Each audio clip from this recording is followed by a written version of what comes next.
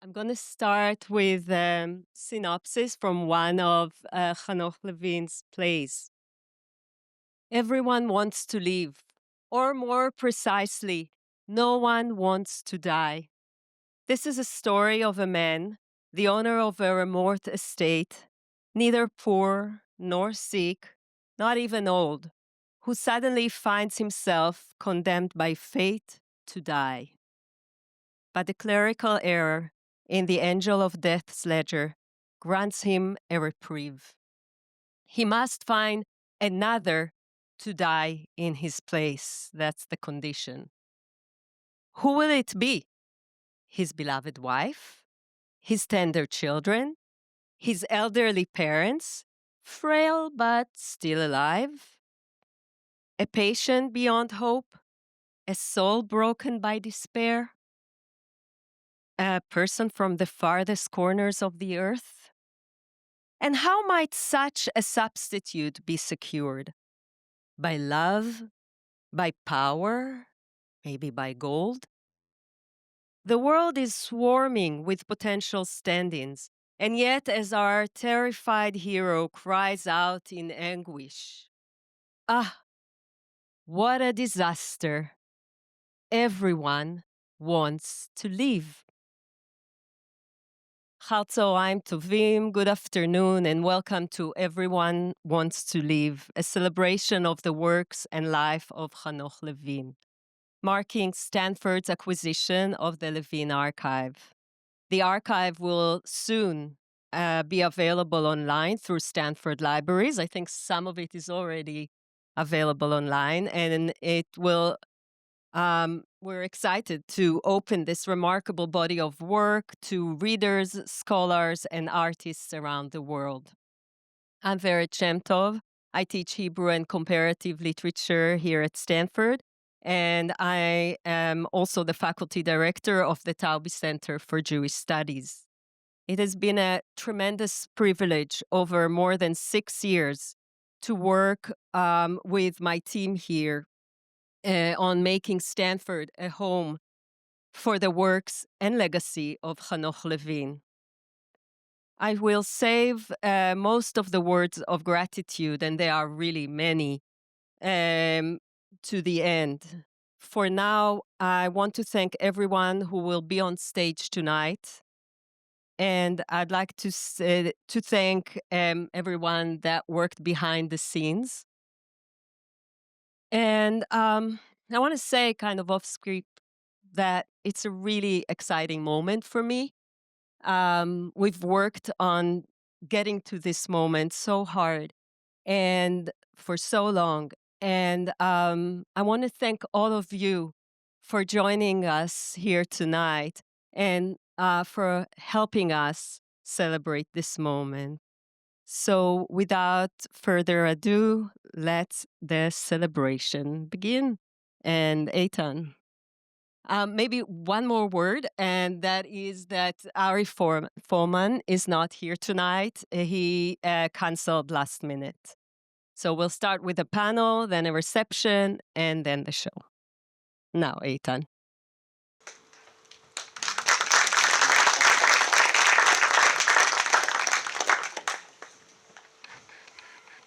Hello, everyone. It's an honor to be here today.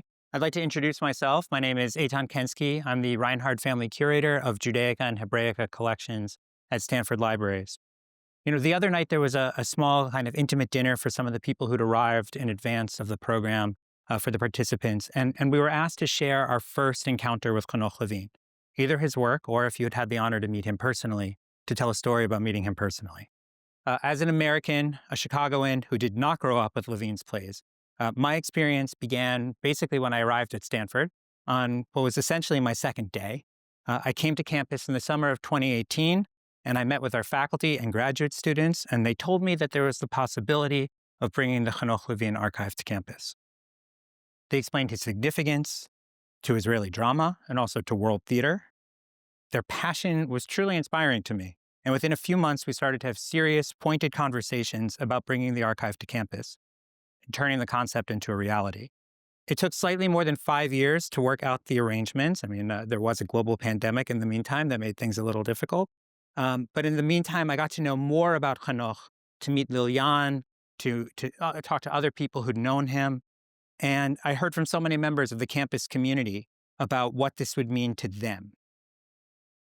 What it would mean to have the archive here, how important it would be to preserve his work and to have this be a home for his studies. So for those who, like me, who are still learning about Hanoch Levin, and I reckon we're actually in the minority in today's audience, today's program is a first attempt to explore his legacy here at Stanford, to learn about his continued vitality from brilliant directors and from an astounding translator. So our panel today will be Hagai Levi, Yoav Shutan Goshen, and Jessica Cohen. Hagai Levi is a filmmaker and influential television creator, probably best known for creating and directing the television program B'Tipul and co-producing and co-directing In Treatment, HBO's American adaptation. He later went on to create The Affair, Our Boys, and in 2021, an adaptation of Ingmar Bergman's Scenes from a Marriage. Yoav Shutan Goshen is an Israeli journalist, playwright, novelist, and screenwriter. He has been nominated for many, many awards for his work. Jessica Cohen was born in England, raised in Israel, and now lives in Denver. She translates contemporary Israeli prose and other creative work. And in 2021, your translation of Hanoch Levin's work came out? 2020. 2020. Yeah.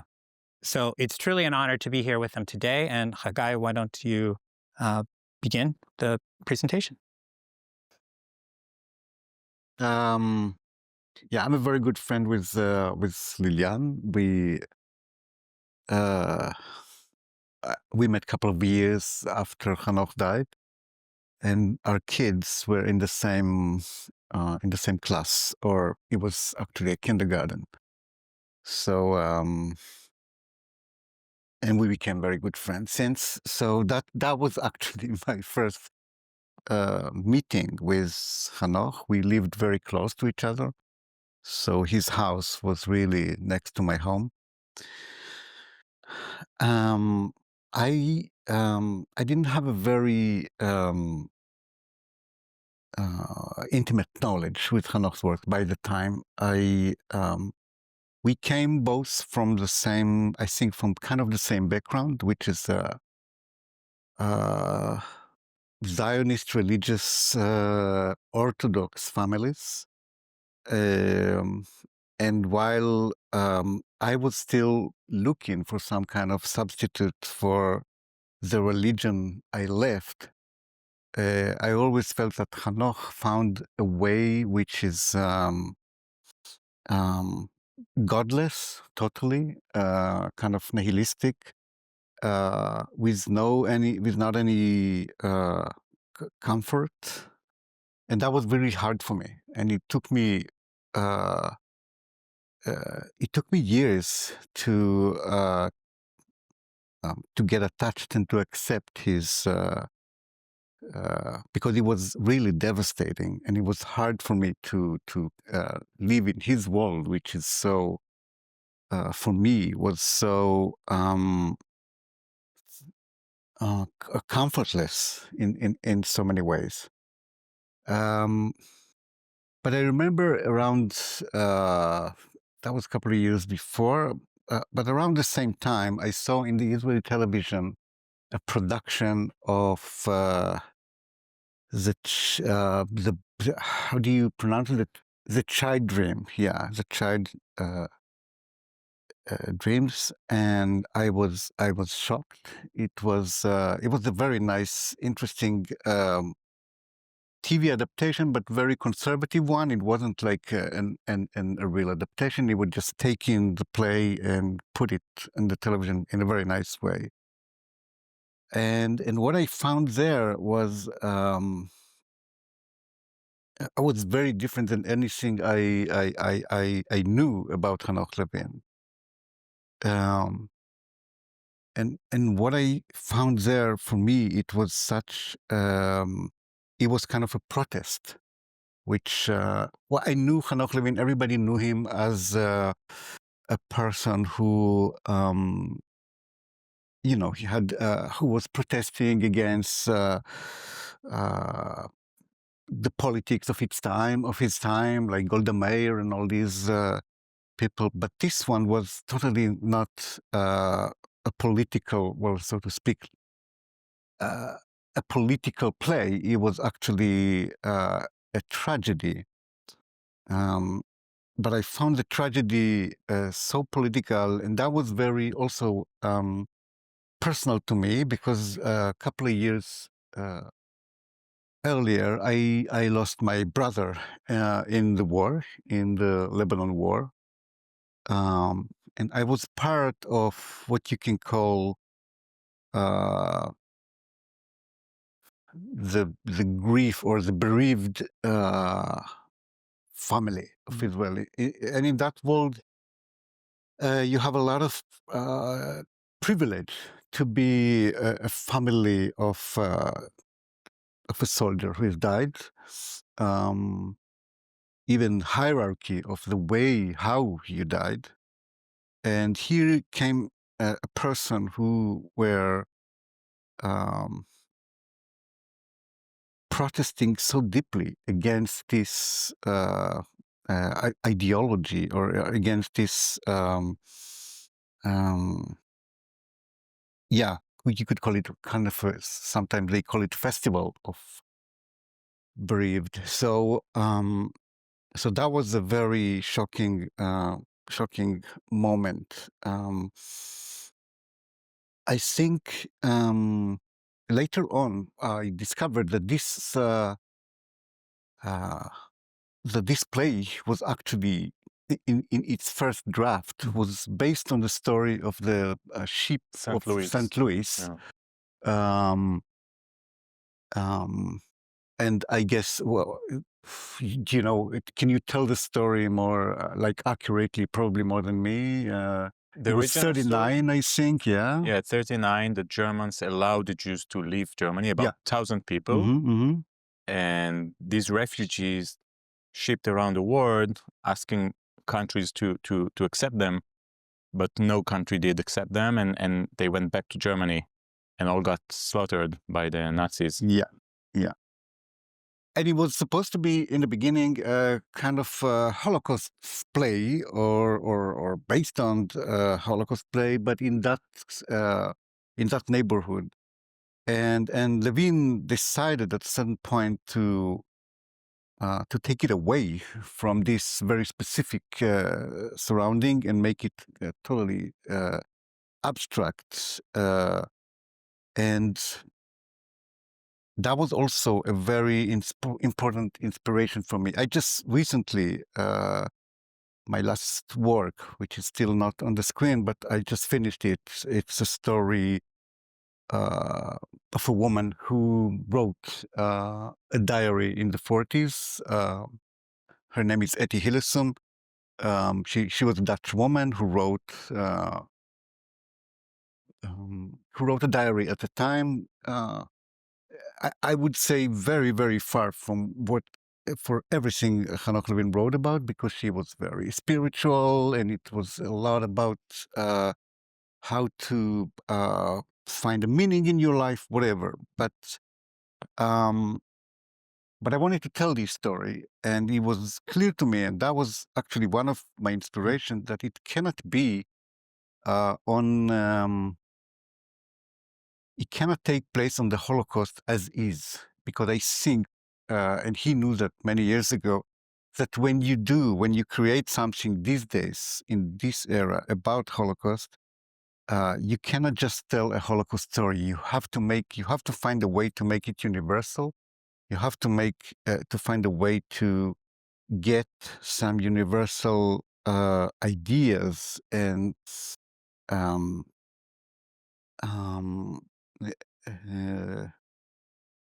ideas and lessons from that which is universal, and not make it again a particular Jewish story. And so that is something that I took from him, and especially for that place. I think what he knew, we can talk about it later more, but I think what Levin knew very, very well is that when you are victimizing yourself, when you are really working so hard to be the victim, when you're insisting on being the victim, you are about to do wrong. We see that, of course, in Israel these days. When you work so hard, when you don't let anyone to take you away from the sole victimhood, you are the only victim, then it has to end with you doing awful things. It's interesting because in the child dreams there is a small monologue of a captain who says to a woman, "Where were you when my daughter died?" So she tries to save her child, and he says, "But my daughter died a couple of years ago, and no one said nothing. I mean, where were you? She died of cancer or whatever, but no one said anything about that. And now you want me to say to save your daughter because you think I should feel something about it? Well, I don't." And of course, it's a very absurd monologue and a very, but at the same time, heartbreaking. But I think essentially it's about empathy. And I think essentially it's about, can I feel the pain of the other, although I had a huge pain myself and no one cared? And I think there is a very interesting, you can definitely think about it in the context of today, when we, the Israeli, could say, we had such an unbearable pain and unbearable loss, we don't want to feel the other person's pain. And the question is, can we? Of course, because it's Levin, the play says no. And I won't let you go on the ship. I won't save your life or your children's life because you didn't care. But this is the kind of protest that he's using in a very, very smart way. And for me, it's the most important question. The same Etty Hillesum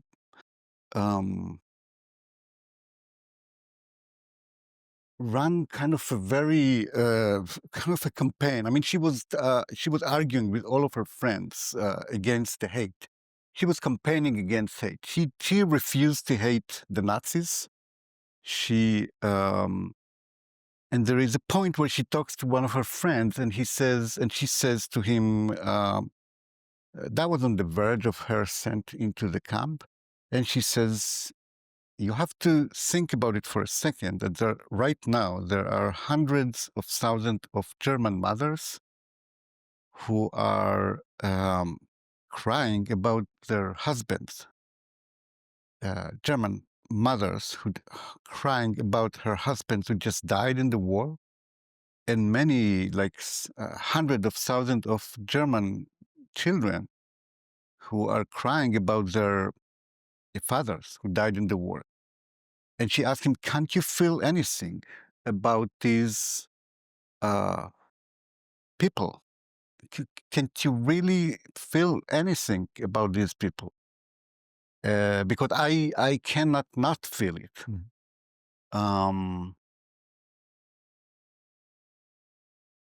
So, in a way, that's the answer of that captain who said, you didn't feel about my kid. So I think it's enough for the beginning. Yes, I think so. Jessica, why don't you share some opening thoughts about Hanoch? Okay.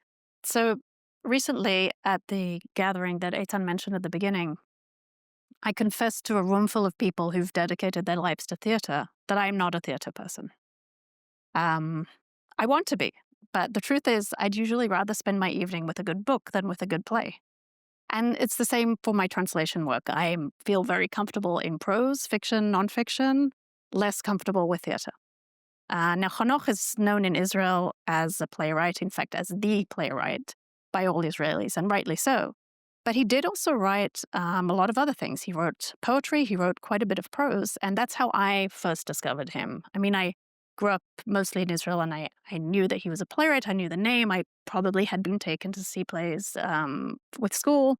But I came across a book of his prose when I was in a bookshop in Jerusalem where I grew up, and thought like, oh, I didn't know he wrote prose. And I bought it, took it home, and read it, the whole thing in one sitting. And it's one of a couple of collections of short stories, a couple of novellas, and I really fell in love with his prose writing. I found it very strange and almost surreal, but at the same time kind of hyper-realistic in the way that it captures human emotions and human psychology, which is, I think, the same thing that he does in his plays. And this way that he has of confronting the viewers or the readers with very harsh, very embarrassing, moving, confusing truths about our bodies and our minds and our hearts. So when I started translating literature in the late 90s, one of my very first attempts actually at translating was one of the long short stories from this collection that I had found. And I really enjoyed doing it. It was actually, I remember quite clearly that it was something that made me think, this is what I want to be doing. Taking something that I love and bringing it into English, which is a language that I love. It was a story called The Eternal Invalid and the Beloved, and I did publish that in an online journal a few years later, around 2005. And it kind of, nothing really happened with it, and I moved on to other projects. And then cut to 2014, I get an email from Lilian Baretto. And what she says, I still have the email, so I'm quoting from it. It was in Hebrew, but I'm giving you a loose translation in English. She said, "For years, I've been trying to solve the mystery of translating Hanoch's work into English, and I'd be very happy if we could collaborate. Would you like to meet?" It took a while, but we did meet, and we did talk about translating some of his plays. There had been quite a few translations of his plays into English, as well as into many other languages, and then never quite caught on as in being produced, which is obviously the goal of translating a play, is you want it to be on stage. So a couple of years later, I did eventually co-translate 5 of Hanoch's plays together with my friend and colleague Evan Fallenberg, who I asked to do this project with me, both because he's a friend and I knew it would be fun to work with him, but also because he is a theater person. And he has a background in playwriting. He goes to the theater all the time, and I knew that he would bring some understanding and sensitivity to that I probably lacked. And so over the course of a couple of years, we co-translated plays, but in a pretty unusual way. Most co-translations are done with the translators sending each other drafts and commenting and editing and maybe dividing up the material between the two. We didn't do that. We insisted very inconveniently that we had to be in the same place, physically translating each play. And that was challenging because we do not live on the same continent. And so for a couple of years, we somehow found ways to meet in different cities, different times. And each time we would come having read the play we were going to do, but not done any actual translation. And the way we worked was one of us would speak the play out loud in Hebrew, and the other would start typing a translation in English, and we would read that out loud. So it was all done very vocally, as befitting theater. This is obviously very different from the way that I translate prose. And it was really an interesting process and enjoyable.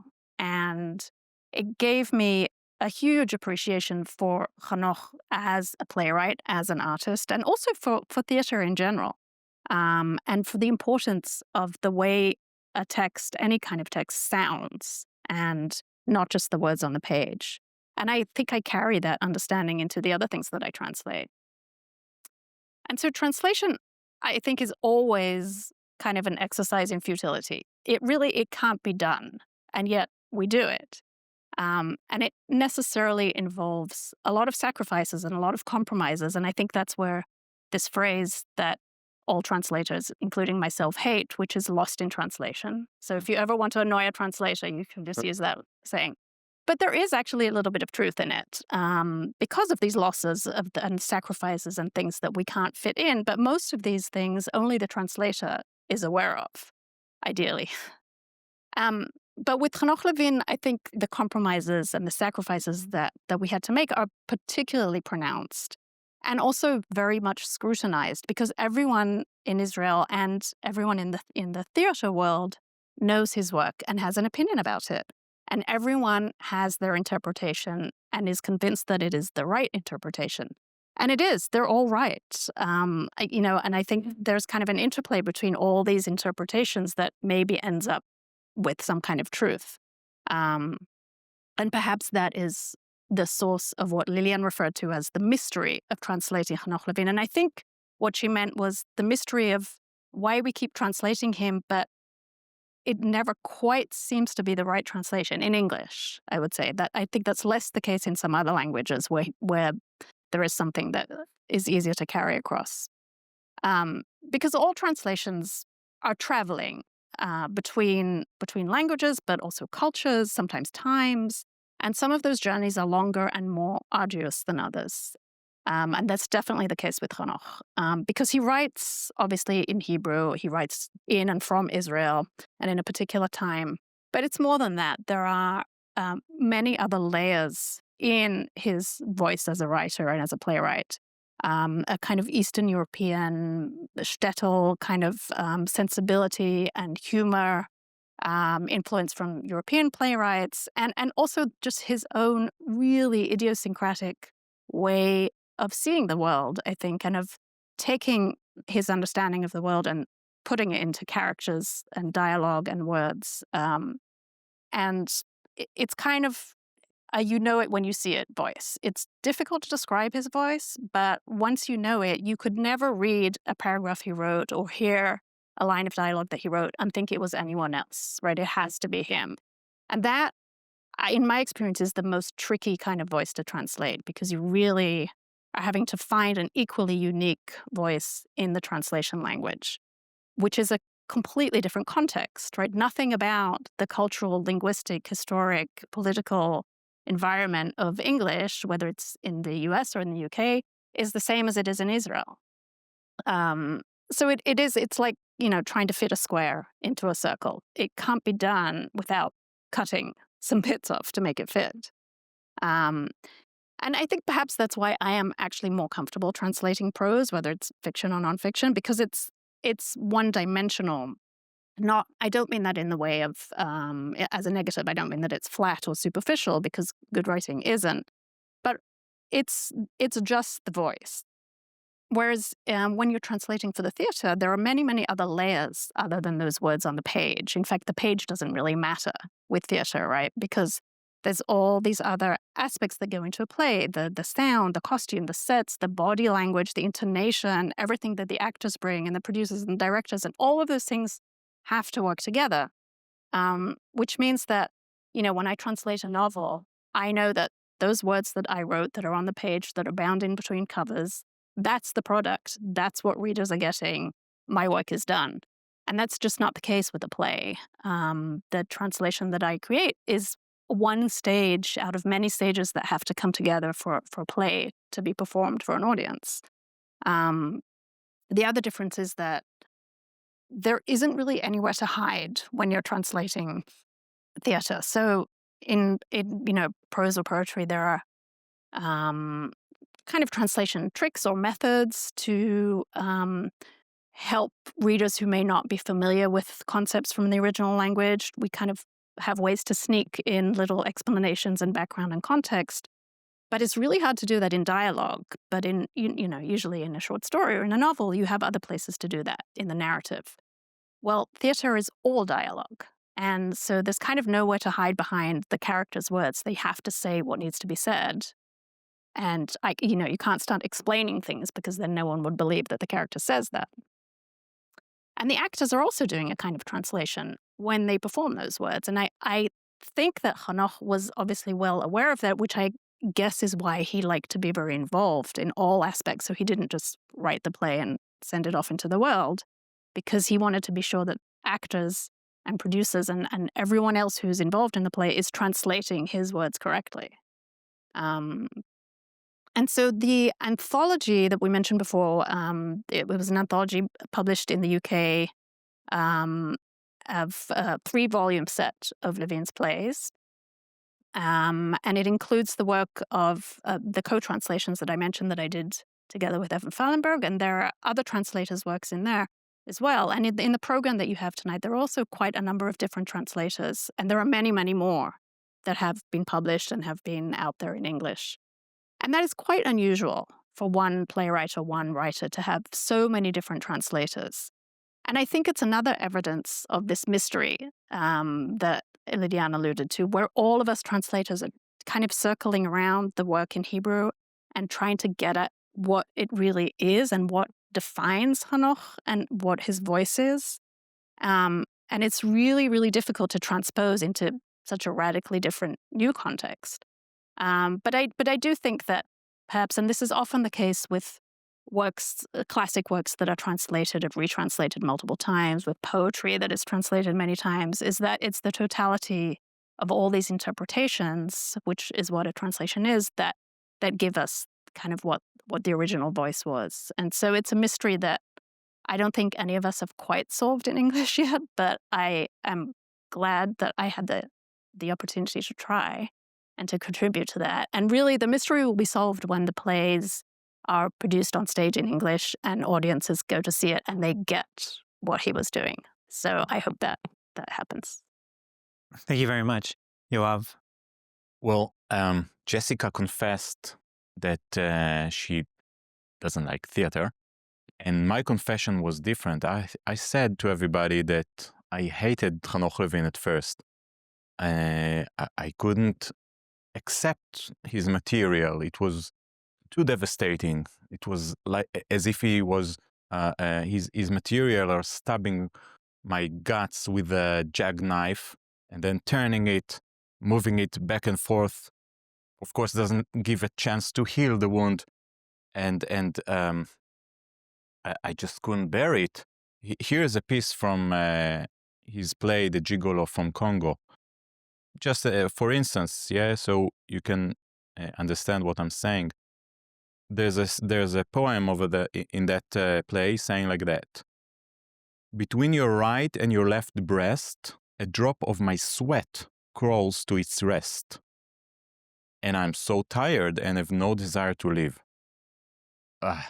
Disgusting. What a revolting piece. I mean, yeah, okay, we all sweat, even during intimate moments, but why are you writing this? What's wrong with you, man? You're with a naked woman and you have so many marvelous things to explore. Why focusing on that? And what's poetry is all about? Poetry is about showing the good side. I mean, we can all look at the black spots on our skin and we can call it stains, but we can call it beauty marks. That's poetry. Why are you doing this to us?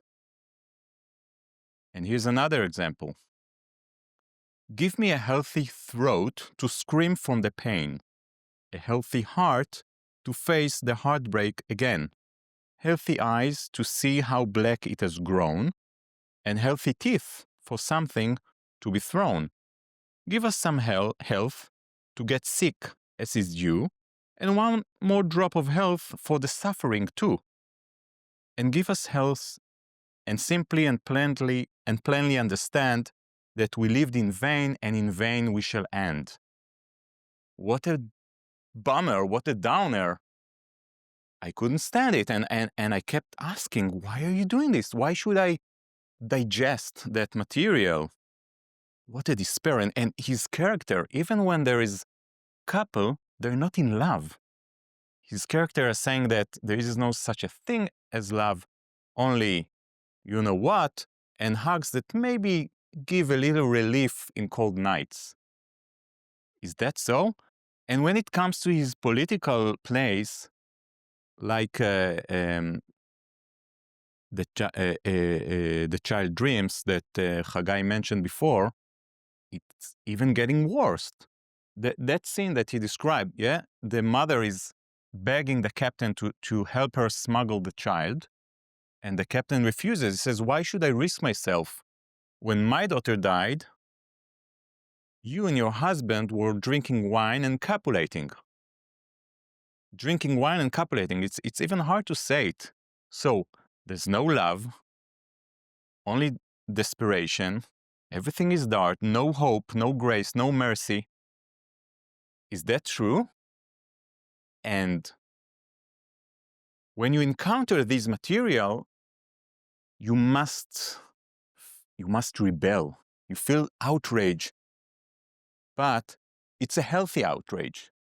Because, we all wish to think that life is good, or maybe it's, okay, I'm not that naive. I know that there are some horrible moments, but in general, we'd like to think about ourselves as good people, about life as a good thing.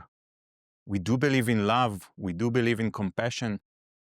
And then we must raise up against these thoughts, and we must argue with them, rebel against Levin. But it's not enough just to argue in a rational or logical way. In order to prove that he's wrong, we must raise up and do something in the real world. Convert or transform our arguments into acts, real acts. And after watching one of all of Hanoch Levin's play, I had this urge, this force to prove that he's wrong. So if he's saying that there is no such a thing as love, then maybe I will do something romantic. And if he's giving us this scene where there's no compassion, no mercy, no grace, maybe I'll do something. Maybe I'll join those who are marching and calling to end the war in Gaza. Maybe I'll donate or contribute something to the civil rights movement, but I gotta do something. So I think that to sum it all up, Hanoch Levin's material are so outraging that it moves you. It forces you to do something. And in that way, Hanoch Levin is like those horrific pictures that we see on the cigarette box. And he's so good at describing this dark side of life that we must choose not to smoke, not to hate, not to kill each other. And and of course, it's a great achievement for an artist. If he changed our life, if he moved us to an ethical act, then he's a genius. So we started a little late, but I think we have time for a question or two. I have a question about the archive itself and how you, as creators and translators, think about an archive of a playwright like Hanoch Levin, or even any archive, because there are kind of, they speak to potentialities, to possibilities for the plays that did not come into existence, the different drafts, the elements that were discarded. We have in there kind of lighting designs for various plays. And you can see the kind of artistic thought going in, working through problems, working through knots. Now, you two as creators, as directors, how do you see kind of this process of going into someone's creative past? What can you get from that? What can you gain from it? Do you feel a freedom to pursue new work, or even to restore a different version of the text, to do draft 2 of The Child Dreams, because something in that is worth staging and salvaging?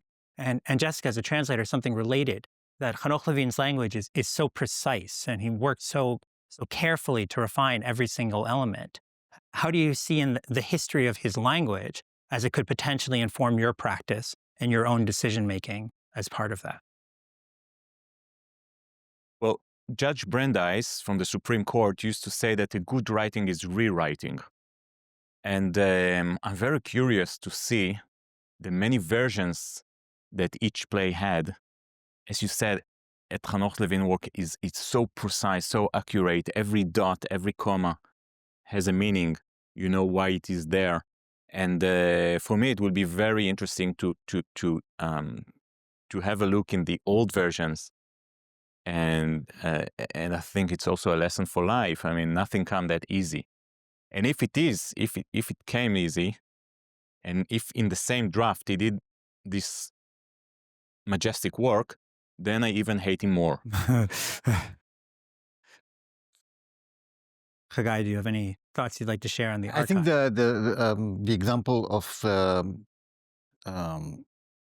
Child Dreams is a great one, because if I see a previous draft which is much more connected directly to Holocaust and to a specific event, and then I see how gradually he leaves that and going to a more abstract place and to a more, moral, universally moral place, then for me it's inspiring to understand this kind of path. And so this is a great example.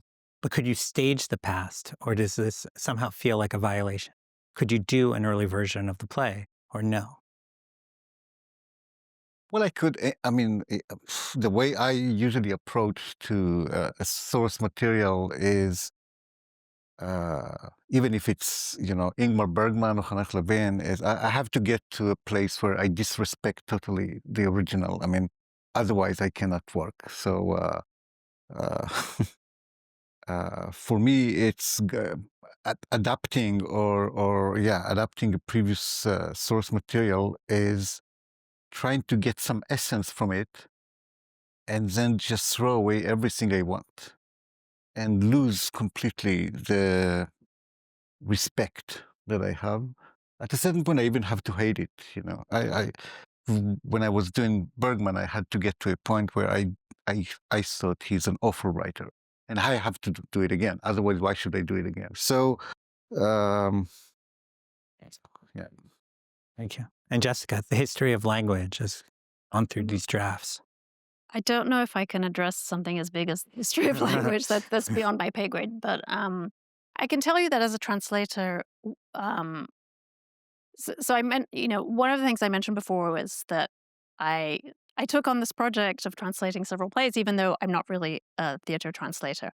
The other thing that I found very, very difficult is that I am used to working closely with the authors I translate. And that, for me, is a really significant part of my work. And I really value these relationships, some of which have become friendships. And having access to the writer and being able to ask them questions, sometimes just on a very simple level of what did you mean here, but often on a much deeper level of, what were you doing? Where were you when, these discussions arose. Obviously, I couldn't do that.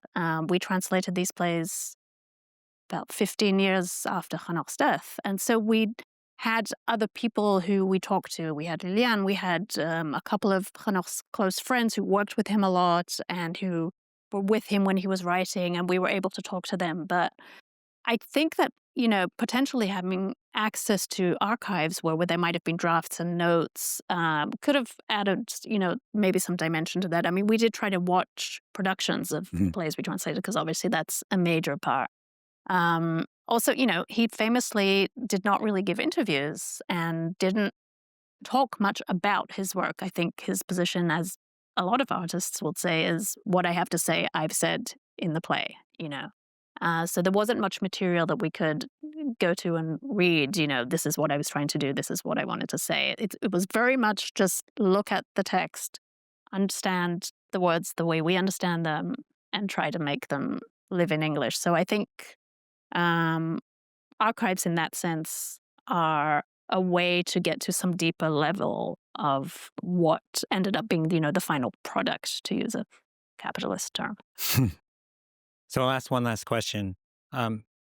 Since we're fortunate to have filmmakers on this panel, I want to ask about the Hanoch Levin and cinema. This is someone who wrote some screenplays. I think that there were 2 that were filmed in his lifetime, and there are also some short film scripts that we have in the archive. And I'm curious what you think about his work as a whole, if there are elements that are especially cinematic or filmic, or if there are actually elements that are especially uncinematic and unfilmic, such that in order to do a new adaptation, you would have to kind of tear it down to the essence and extract the other qualities.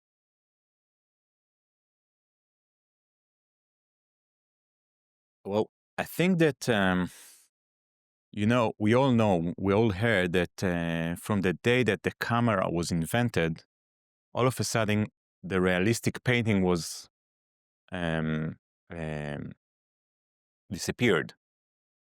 And well, painters stopped just painting, stopped just drawing the nature or the kings and the queens, and they evolved a new way of painting, which is the surrealistic, the impressionism, the expressionism, what is now known as the modern art.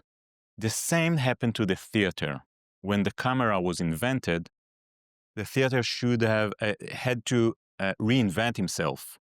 So I think that now, these days, the theater cannot just tell a story, but it needs to add what we call in the theater visual metaphors, unrealistic language, unrealistic elements, and it really works well on the stage. And that's why we are all admiring Hanoch Levin. But in the cinema, it's problematic. It doesn't really work. I mean, it's what we call experimental cinema. And the audience are usually can't really get it, I think. Yeah, I think you're right. It's a very, there is a very, very much of theatrical essence to Hanoch's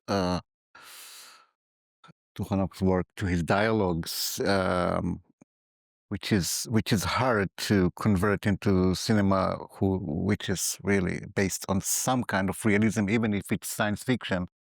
But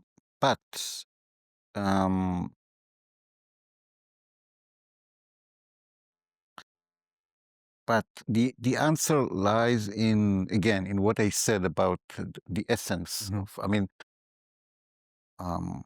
you can take something from a source material which is so the very internal essence, and then go from it and do something with it. And I mean, I could definitely think of Child Dreams becomes a film. But I'm not sure that it will be recognizable for people who loves, and not even, I'm not sure it will be likable by people who likes Hanoch, but there is a story in it, and there is kind of a tone in it, and there is a theme in it, which could, so in a way, it's like going through the dialogue and through the staging and grasp some kind of essence, which could turn into cinema.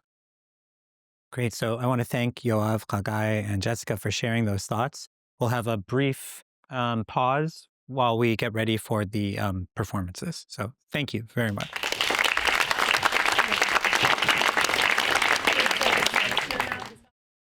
When I had the chance to talk this weekend with Lilian Baretto, who was married, who was Hanoch Levin's wife, and she told me that he used to hold text parties. And Dror, I think, was in one of them, or more than one, right? So before I continue, I'm going to let Dror say something about these text parties, because we want to think about what we're doing here as another one of Hanoch Levin's text parties. Yeah, hi everybody. Excited to be here. It's the end of rehearsal, the end of the week, or he used to stop, and before we think about he said, let's have the thoughts for the weekend. Now let's have dag maluach. What's the word? Herring. Herring, obviously, and have a party. So it was a combination of loving the words and the literature and very high philosophy, and then let's eat and be and celebrate. And he used to do that. I mean, earlier Lilian could tell literature parties with whenever he even wrote specific things to those parties, and he very much liked us to do the same, to prepare specific songs or things like that. And yeah, that was also Hanoch. Thank you. So we'll have a text party here today, and in this party we will have 5 participants, and let me welcome them to the stage. The first one is Lilian Baretto, a celebrated Israeli actress of theater, television, and film, as well as a comedian, voice actor, and cultural entrepreneur. She is the recipient of the Maskin Prize and the Israeli Theater Prize, and has performed on most of Israel's major repertory stages, as well as in numerous television and film productions. So please help me welcome Lilian.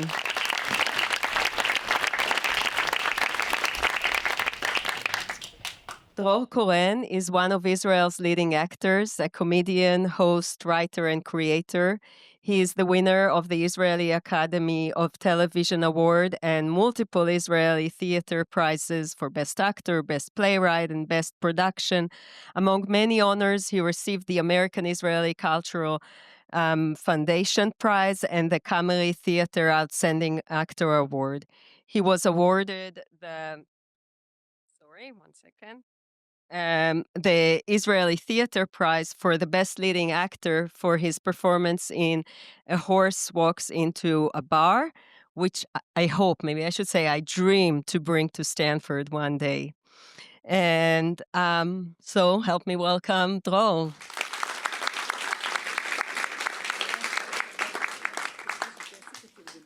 Yeah, this was translated by Jessica. A horse walks into a bar, and I think you got the Booker Award for it, so yeah. Ortal Arel began her career in electrical engineering, earning a PhD and teaching for a time before shifting her focus to the arts. Among many other things, she is a member of the Yanshufim, a local improvisation group. So help me, please welcome.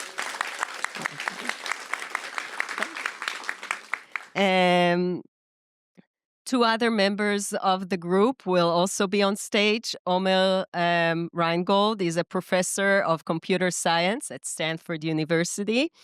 He began his career as an actor before turning to computer science, and now teaches both improvisation and computer science at Stanford. So,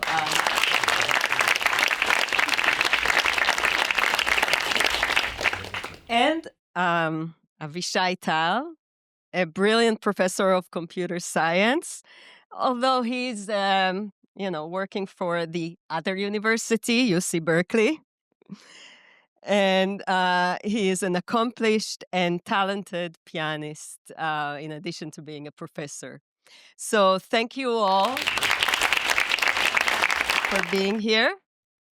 Now the stage is yours.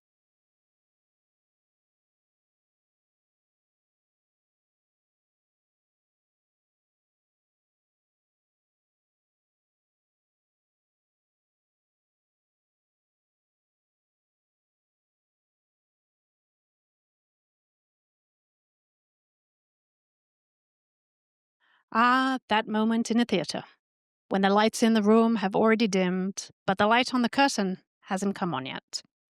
And the audience is sitting in the dark, waiting in silence. All the expectations, all the dreams of 1,000 people, focused on a single point in the darkness ahead. I feel like I've lived my whole life in that moment, waiting in the dark. And any second now, the curtain will rise, the stage will be flooded with blinding light, and a vibrant life will start flowing in front of my eyes. Yes, any second now, a vibrant life will start shining here. A wonderful, breathtaking life, the likes of which we have never seen before. הרגע הזה בתיאטרון, כשהאור באולם כבר כבה, והאור על המסך עוד לא נדלק, והקהל יושב בחושך, בשקט, בדומייה. כל הציפיות, כל החלומות של 1,000 איש, מרוכזים בנקודה אחת באפלה שממול. יש לי הרגשה שכל חיי אני חיה ברגע הזה. מחכה בחושך, ותכף ייפתח המסך, וחיים ססגוניים יתחילו לזרום מול עיניי.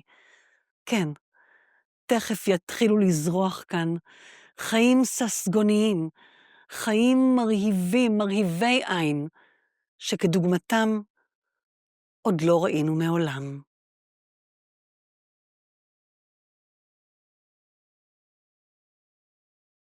אדון כמעט אהב את הגברת כבר. כמעט אמר לה זאת, אבל הוא לא אמר. החורף קר היה, וכבר עבר, על אדון כמעט ועל הגברת כבר. הגברת כבר תהילה עם אדון כמעט.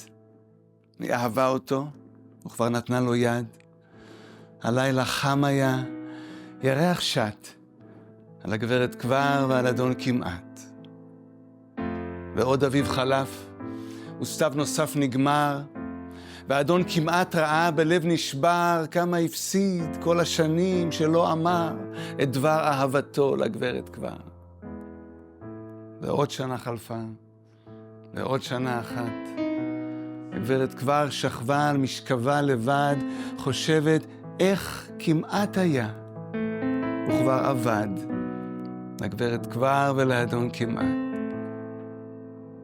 שנים חלפו מאז. לא השתנה דבר. אדון כמעט אהב את הגברת כבר. כמעט אמר לה זאת. אבל הוא לא אמר. עכשיו כבר באמת היה קצת מאוחר.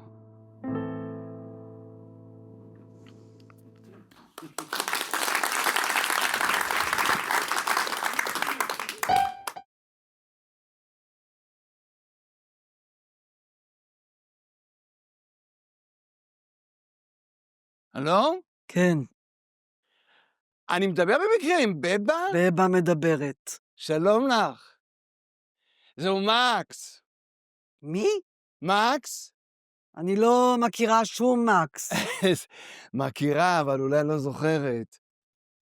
חשבנו אפילו להתחתן פעם?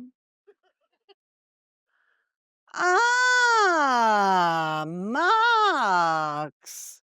זה באמת מקס? מקס! מה מביא אותך לטלפן פתאום? 30 שנה עברו.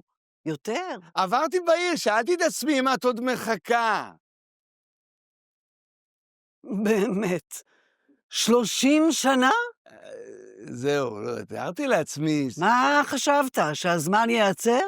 חשבתי, חושבים. התחתנתי מזמן, מקס. מזל טוב. והתאלמנתי. כלומר, את שוב... ושוב התחתנתי. והתאלמנת? לא.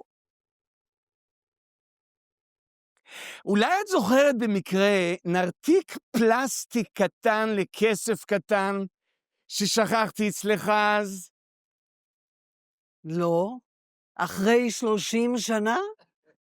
כי עברתי בעיר וחשבתי לקחת אותו. לא, אני לא זוכרת שום נרתיק, ואם היה, בטח עבד מזמן. חבל, אני פשוט זקוק לו.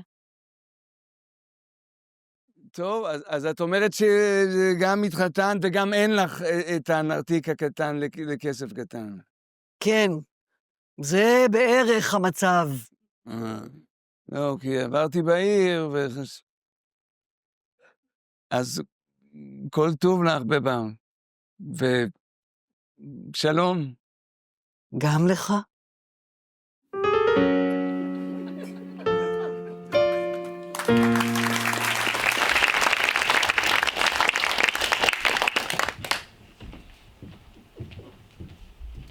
מקרין הסרט. הרשך את האולם. שלא נראה אחד את השני, ולא נאלץ להביט זה לזה בעיניים. ועכשיו, הראה לנו סרט. שיהיה מרתק וקל, ומלא צבע. היו בו אנשים יפים ומאושרים, לבושים היטב. בחורות יפות וערומות, ובתים מוקפי גנים, ומכוניות מבריקות ומהירות. אנחנו נשב בחושך, ונביט אל האור, ונדמה בליבנו שאנו האנשים היפים, ושלנו הבחורות הערומות, והבתים מוקפי הגנים, והמכוניות המבריקות המהירות. סרט קולנוע, פס רוטט של אור. בך תלויה כל תקוותנו, ובך מקרין הסרט, היושב מעל לראשנו, והנותן לנו תמורת 10 לירות לאיש, 2 של חיי אמת, בתוך השקר של חיינו.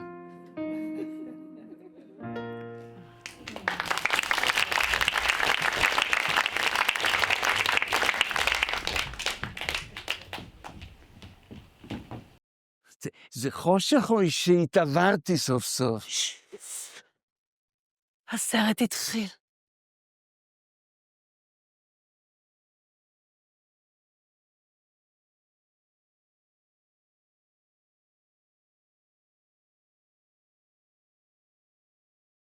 הלכתי לשירותים להשתין לפני שהתחיל הסרט, וכעת אני צריך שוב. לא יודע מה זה, תמיד בחורף. בעצם גם בקיץ. שית יודע מה זה, הפרוסטטה או השלפוחית. ואולי שניהם. באמת אולי שניהם. על זה לא חשבתי. אולי 4, הפרוסטטה, השלפוחית והכליות.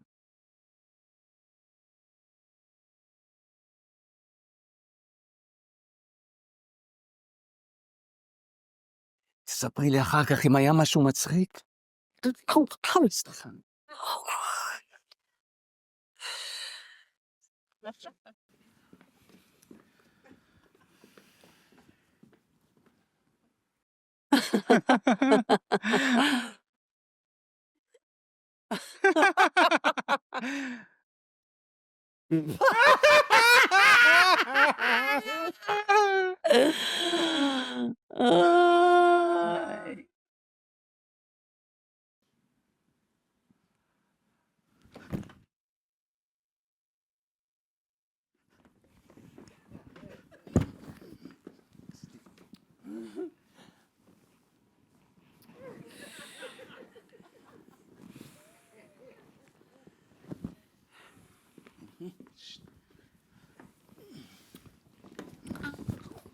מה הפסדתי?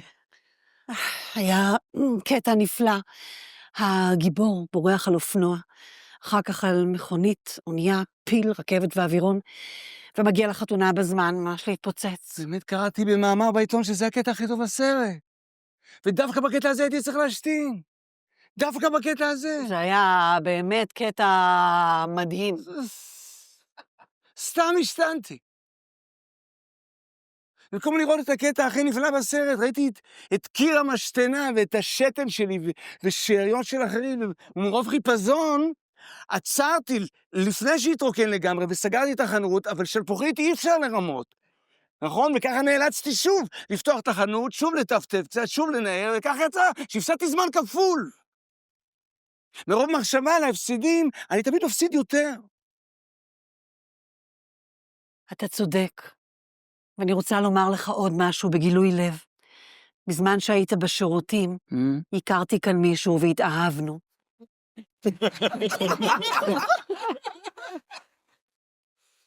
אתם בכלל לא מכירים. שמי קונסטנטין.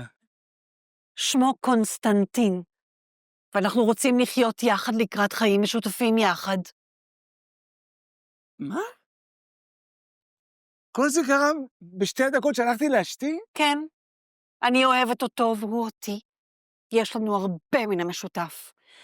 הוא מתעניין בתיאטרון בובות לילדים וגם עשה איזה מאסטר באוניברסיטה. הוא אגב איש שיחה מעניין בצורה בלתי רגילה. כן. אני לא מבין כלום, יצאתי לרגע לשירותים. אני מאחלת לך הצלחה בחיים וכל טוב, ואני נורא מקווה שנשאר ידידים, ושתהיה לך החלמה מוצלחת מהפרוסטטה, שלפוחית, הכליות, וגם מהדברים האחרים שלא הזכרת. יצאתי לרגע לשירותים. אגב, בזמן שהיית שם, עברה כאן הבחורה שהייתה פעם אהבת חייך ולא השגת אותה, זוכר? הראיתי לי אותה פעם ברחוב. זאת שדמתה לשחקנית מרינה ולד? בדיוק. מה, איפה היא? בדיוק יצאה מהקולנוע לאחר שיצאת. בדיוק כשאני יצאתי. היא יותר יפה מפעם. ממש אלילת קולנוע. ממילא לא הייתי מקבל אותה. להפך, היא ניגשה אליי ושאלה אותי לאן נעלמת, כי ראתה אותך לפני תחילת הסרט. אמרתי לה שאתה בשירותים, אז היא אמרה שנורא חבל, כי הרגישה פתאום שאהבה אותך כל השנים ולא ידעה. מה, לאיזה כיוון יצא? היא הייתה חייבת לנסוע מיד במונית לשדה התעופה, כי מחכים עם צילומי סרט ענק באוסטרליה. אוסטרליה? כן, קצה אוסטרליה. איך יהיה לי פעם כסף ואומץ לנסוע לאוסטרליה? זהו, שמיד אחריה הופיע גם המפיק שרצה לקנות ממך את התסריט ההוא שכתבת, זוכר? מה, גם הוא? כן, ממש אחריה גם הוא צץ. היה מוכן לשלם במקום $200,000 פלוס אחוזים. אבל בגלל שלא היית, והוא היה מוכרח לרוץ. מה, לאן? הוא רץ אחריה לאותה מונית, כי הוא המפיק של הסרט שלה באוסטרליה, והם לא יכלו להרשות לעצמם להפסיד את המטוס. וככה הפסדתי גם $200,000, שבהם יכולתי לנסוע לאוסטרליה אחריה. כן, אבל לשם מה? מה זה, אמרת שאמרה שהייתה מאוהבת בי. כן, אבל נמאס לה לחכות. והיא אמרה שאם היא לא משיגה אותך במקום, היא תענה להפצרות של המפיק, כי גם הוא מאוהב בה. והוא אמר לי עוד לפני כן, שהוא מתכונן להציע לנישואים כבר במונית. והיא אמרה לי עוד לפני כן, שאם היא לא משיגה אותך במקום, והוא מציע לנישואים, היא תסכים מיד. כך שכעת, הם יושבים מאורסים במונית בדרך לאוסטרליה.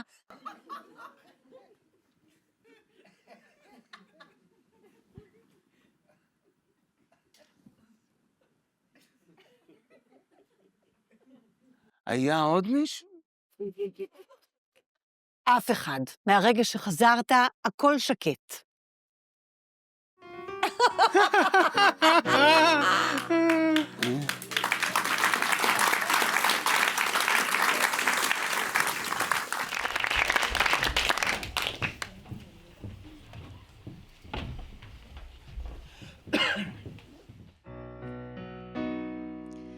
מוזמנים לשיר איתי.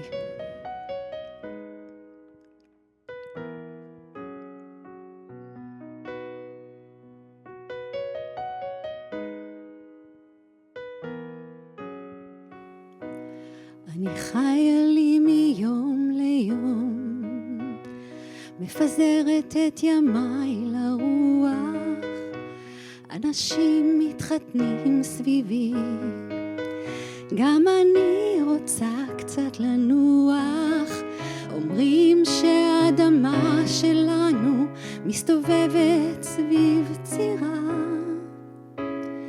איפה הציר שלי? להסתובב זה דבר נורא, לא כל כך יפה ולא בת 16, אבל יודעת משהו על העולם הזה, ואם הוא רציני ואם הוא רק רוצה תמורת מילה אחת אתן כל כך הרבה. פה ושם מופיע גבר כמו בתחנת רכבת נידחת, מי שפגע בי בערב חזר בו עם עלות השחר, אומרים שהשמש שלנו בוערת כבר 1,000,000 שנה, כמה צריך לבור אדם ובסך הכל בשביל מה?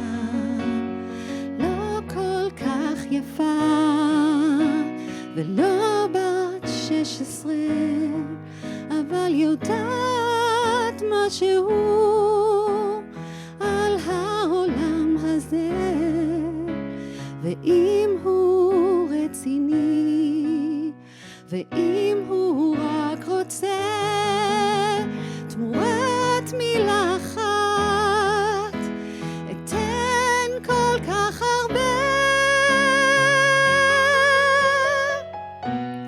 לא כל כך יפה ולא בת 16, אבל יודעת משהו על העולם הזה, ואם יושיט לי יד, ואם יגיד רוצה תמורת מעט מאוד, אתן כל כך הרבה.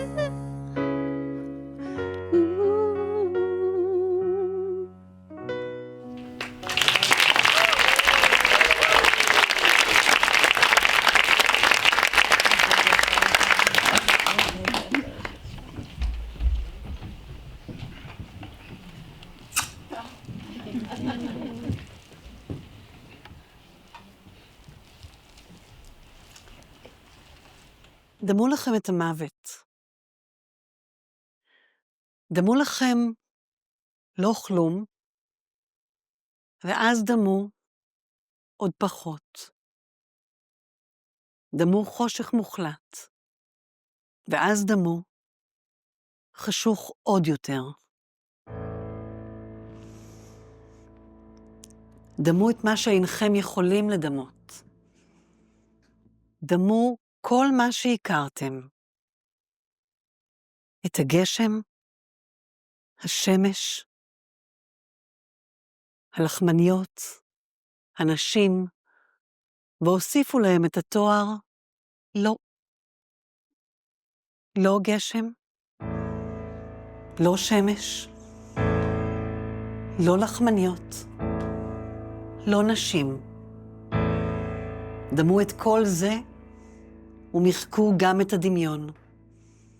כי נגמרים הצורות, הצלילים, התחושות, ואל תפחדו. נמחק גם הפחד. נמחקות גם המילים. גם מילות השלילה. נמחקת המילה לא. נמחקת המילה אין. גם העינות איננה. והלא כלום מוכפל. לא תוכלו לשוות בנפשכם עד שתגיעו. וכשתגיעו, לא תוכלו עוד לשוות.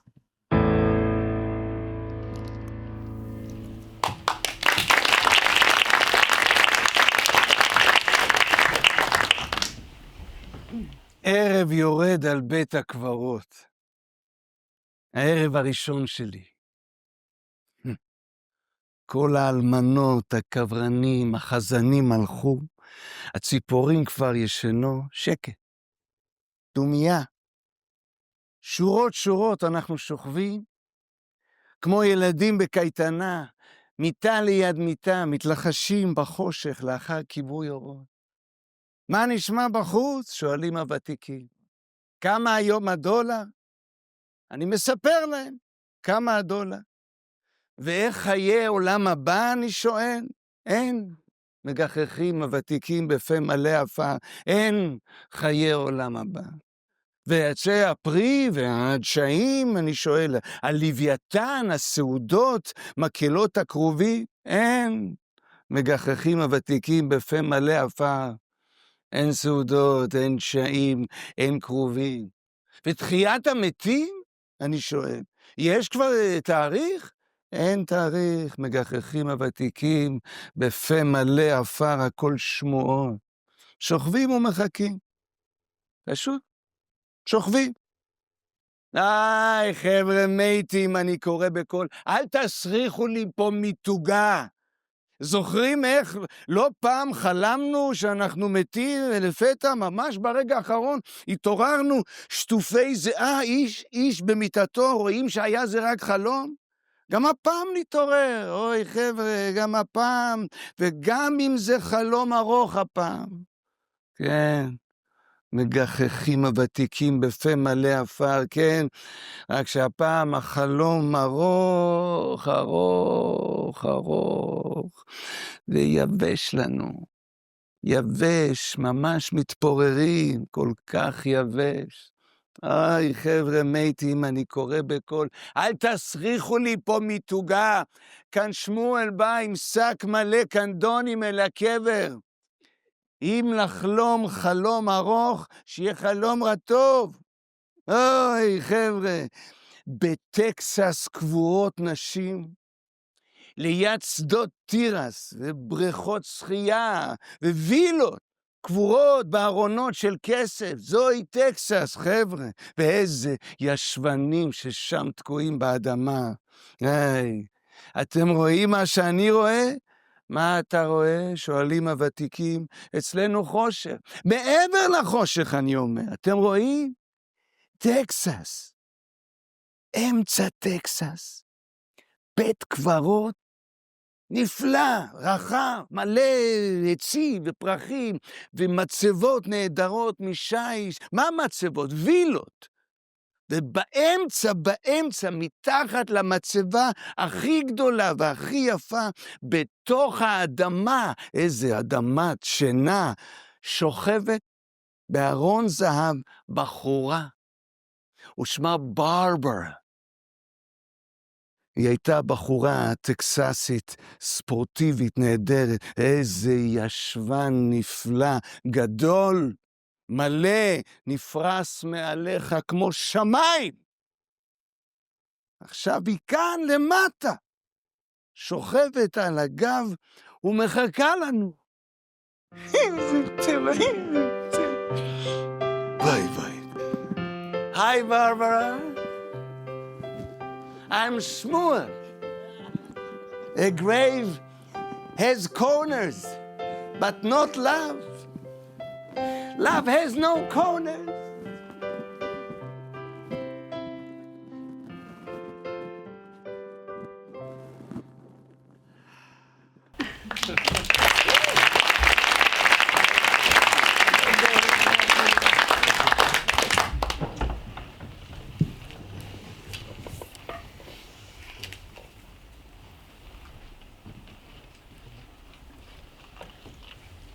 הילד מסכן לי הכל. הוא ילד נבון. הוא שולט בעצמו. הוא ראה את אביו נרצח אתמול מול עיניו ושתק. הוא לא ישתוק כשתיגע הסכנה בחייו שלו. שמע, זה בלתי אפשרי. נתתי את כל מה שהיה לי עבור ההפלגה. אתה יודע שאם נשאר כאן נמות. שים רגע את עצמך במקומנו. למה לי?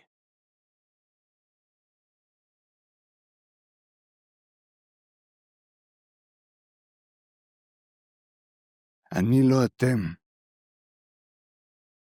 ואתם לא מעניינים אותי. יש לך ודאי ילדים משלך. 2. ועוד אחת הייתה ומתה. בת 3. בת הזקונים? כן. התאבלתי עליה בזמנו מאוד. חשבתי שהחיים אחרי מותה לא יוכלו להימשך. הם נמשכו. אני בעצמי, אינני יודע איך. חשוב עליה שוב והבט בילדי.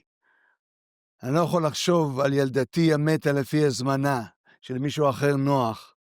יש מועדים להיזכר בה. יש יום פטירה, ימי חג וזיכרון. כעת יש לי עבודה, אני עסוק. אבל אמרי לי, זה מטריד אותי. למה שילדתי שלי תמות וילדך יחיה? איפה היית את כשמתה? לא שמעתי אותך צועקת או מתפללת אז? הזדווגת עם בעלך ושתית יין ילדתי גססה לי בידיים. עשה חסד, אתה מענה את עצמך ואותי לחינם. למה לחינם? על מי שחי לפחות להתענות. תודי שהזדווגת עם בעלך ושתית יין כשמתה ילדתי. לא הכרתי אותה. היא הזדווגה עם בעלה ושתתה יין כשמתה ילדתי. ואם הזדווגתי? ילדתך איננה, כלום לא יעזור לה. עכשיו ילדי שלי על הפרק. למה ישלם בני עבור מות ביתך? למה שאעשה חסד? עברי. תני לי נימוק!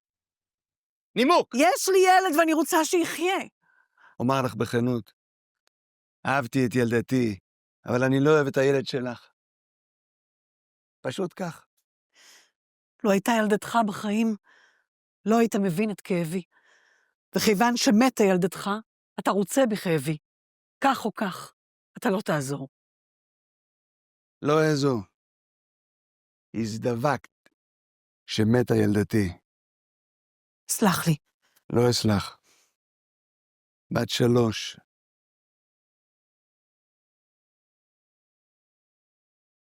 עולם ומלואו. להוריה. לא כלום לכל השאר. ועוד משהו, אמרי, מאוד נחוץ לי לדעת. תוכלי בלי בנך? תוכלי לחיות בלעדה? לא אוכל לחיות בלעדיו אף רגע. אמרי ברצינות, אני שואל.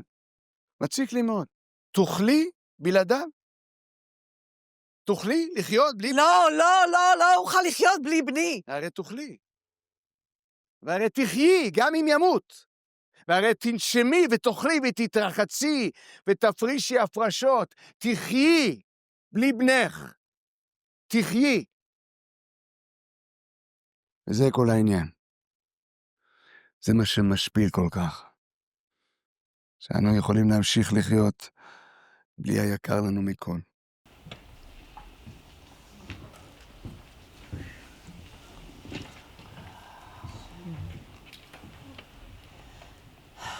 יש רגעים שהלב שואל, אבל הפה מוטב לו שישיר.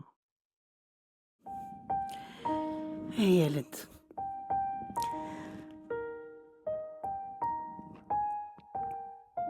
חשוב על כך שחייך וחיי אמך ניצלו. חשוב על האופק המחכה לכם. חשוב על הים. ידעת שאנחנו עומדים להפליג באוקיינוס? הנה, נרדם. יצא להפסקה בטרגדיה הקטנה שלו. לשאוף אוויר למהלומה הבאה. קסם השינה. אדם ישן הוא ילד, וילד ישן הוא תמצית הילדות. כל יפי העולם, כל רגשותיו, כל טעמו וניחוחו מתמצים בילד ישן. הילדים, נולדתם לשבור לנו את הלב. אנשים קטנים שכמותכם, גמדים מצחיקים עם תחפושות משונות, סהרורים, תמימים, שואלי שאלות מטורפות, שוברי צלחות, מרטיבי מכנסיים, קופצים ורצים, קמים ונופלים, גונבי ממתקים ללא גבול וקץ. נולדתם לפרוט על מיתרינו הכי כמוסים. נולדתם שלא נוכל לעמוד בפניכם. נולדתם פשוט לשבור לנו את הלב.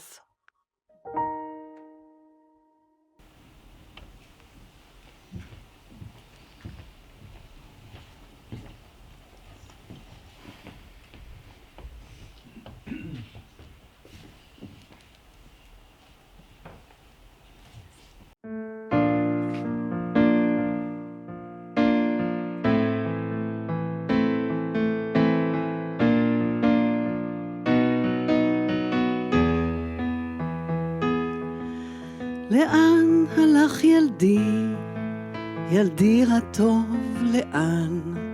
חייל שחור מכה, חייל לבן. לא יחזור אבי, אבי לא יחזור. חייל לבן מכה, חייל שחור. בכי בחדרים ובגנים שתיקה, המלך משחק עם המלכה.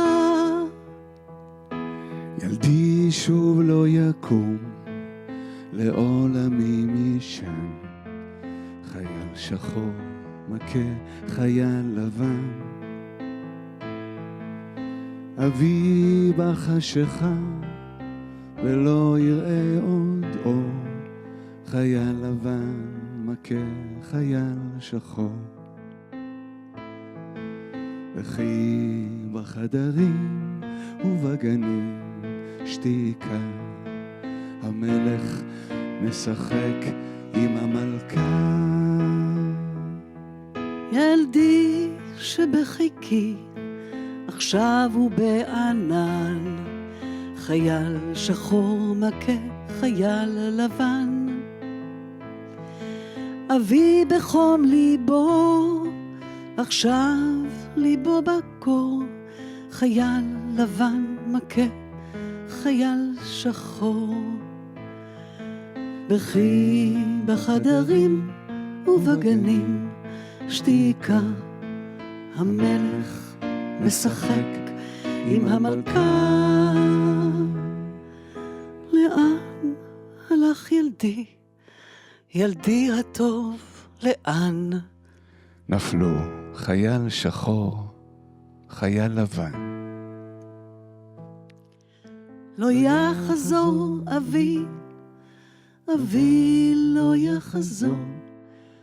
ואין חייל לבן ואין שחור. בכי בחדרים ובגנים שתיקה.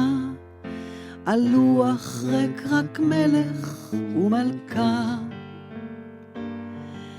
בכי בחדרים ובגנים שתיקה. על לוח ריק רק מלך ומלכה.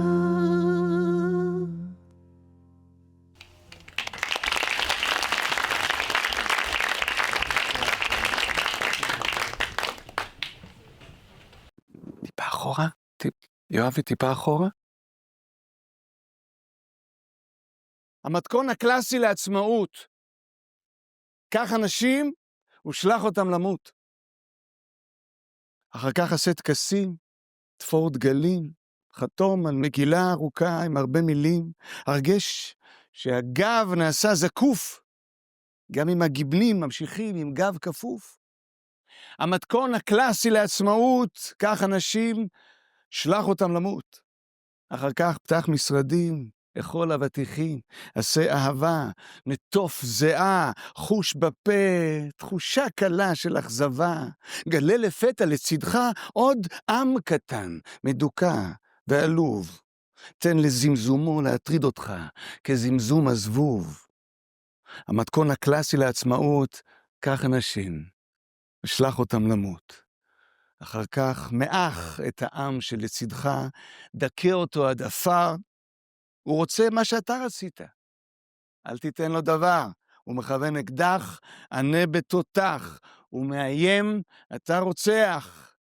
תן לחיים לצעוק, למתים להירקב, תן לקברן לנצח. המתכון הקלאסי לעצמאות, קח אנשים ושלח אותם למות. אחר כך לחץ ידיים, עלה לקבר החייל האלמוני, פתח שגרירות, שא נאומים על ידידות, נצח, אחווה, קשרי סחר ותרבות. שב בכורסה בנחת, פתח עיתון ערב, קרא בהשתאות, אי שם בעולם, מישהו שולח אנשים למות.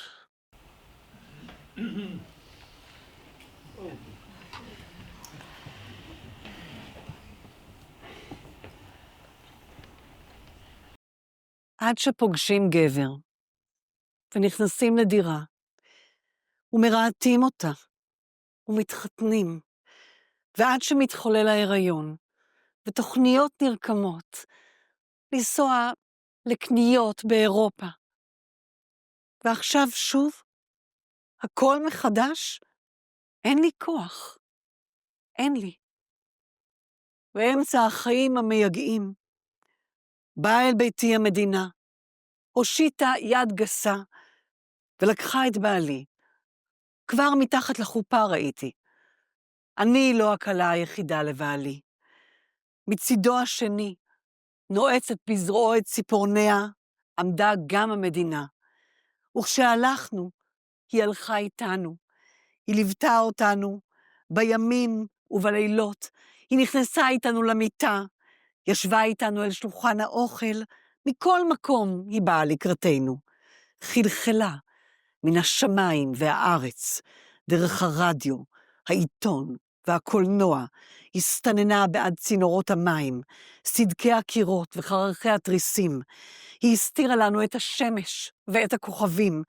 היא חדרה לעינינו ולאוזנינו ולאפינו. היא חדרה לנקבוביות האור שלנו. היא, עם כפות הידיים המזיעות והגסות שלה, עם ציפורניה המלוכלכות, המשוחות בדם, חיבקה את בעלי חיבוק של מוות, ולקחה אותו איתה אל מיטת הקבר שלה, כדי לפורר אותו מתחת לרגליי, ולהפוך לי את חיי לזיכרונות, חלומות פורחים, דמיון מטושטש, אבק. באמצע החיים המייגעים, באה אל ביתי המדינה, הושיטה יד גסה, ולקחה את בעלי. עכשיו היא רוצה גם שאברך לה על המוות.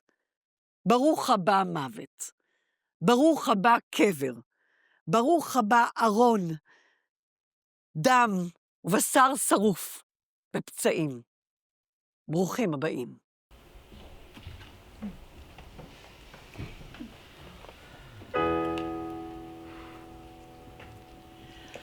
בוא חייל של שוקולד, בוא אליי אל המשלט, שב תנוח אל תירא, ותשוב לעברך. הטבח מגיש בשר לרב הטבחים, רב הטבחים מגיש בשר לתותחים. כל האנשים אחים מתחת לפרחים, רועמים התותחים, הילדים בוכים. בוא חייל של שוקולד, בוא אליי אל המשלט, שב תנוח אל תירא, ותשוב לעברך.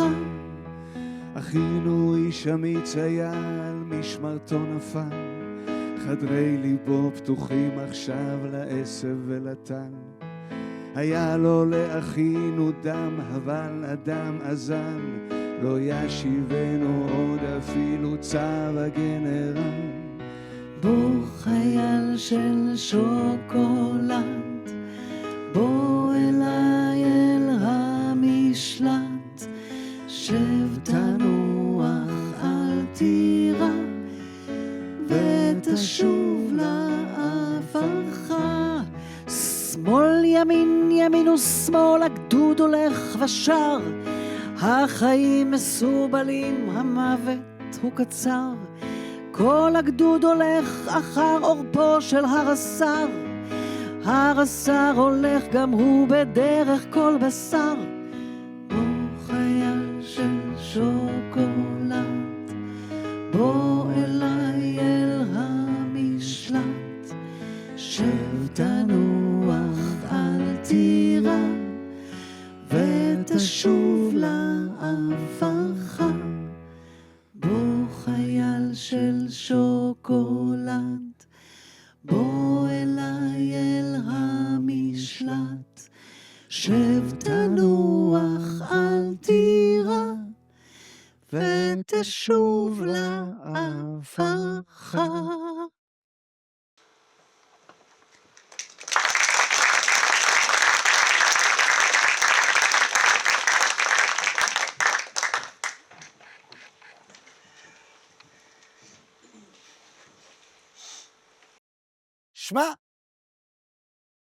שמע מה שאני אומר לך. עוד יהיה טוב. איך יהיה טוב? אנחנו הרי חיים ממלחמה למלחמה. יום אחד זה ייגמר.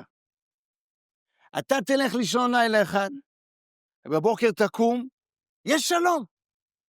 יש! הגיע! אתה קם מהמיטה בנחת, לא מחכה לשמוע חדשות, הולך, צחצח שיניים, חוזר, מוצא את ארוחת הבוקר עם אשתך ליד השולחן, אתה מתיישב לך לאכול, אשתך גם כן שמחה שיש שלום, מתחילה לפתוח את הפה, אתה תופס לה בנחת בשערות, ודופק לה את הראש בשולחן. והבוקר הוא בוקר אביבי. אתה קם, הולך לעבודה, שורק לך בנחת, שיר מלחמתי, לא אקטואלי, או שם את הטרנזיסטור על הכתף. אתה בא לעבודה, איזה שינוי, איזה הבדל, אור חדש על הפנים של כולם. נכנס העוזר שלך, יש לך עוזר? לא, אני עוזר. לא חשוב. נכנס הבוס שלך, אומר, תעשה לי זה וזה וזה וזה. בימי שלום, התעייפת ממנו לגמרי. אתה תופס אותו בשערות, ודופק לו את הראש בשולחן. בצהריים, אתה הולך הביתה, אוכל ארוחה טובה, שוכב לנמנם. בא הילד, מבית הספר, שובב, אוהב להתפרק בימי שלום, עושה צעקות, מפריע לך לישון. אתה קורא לו בשקט, לגשת אליך, תופס אותו בשערות, דופק לו את הראש ברגל של המיטה. אחר כך אתה מתרחץ, אתה מתגלח, הולך להצגה הראשונה, ככה, עובר היום, יום, יומיים, 3. החיים יפים. יפים מאוד. ביום הרביעי, מפטרים אותך מהעבודה, אתה חוזר הביתה, שומע צעקות של השכנים, המדרגות מלא זבל, החברת חשמל עשתה שיטפון, הילד חטף אפנדיצית, והאישה ברחה עם המכולת. אתה נכנס הביתה, מכין לך בנחת, כוס קפה, מתיישב, תופס לעצמך בנחת את הראש, דופק אותו בשולחן.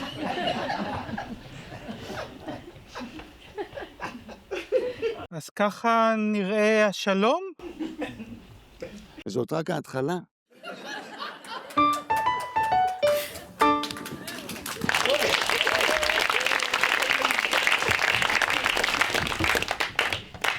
אוי,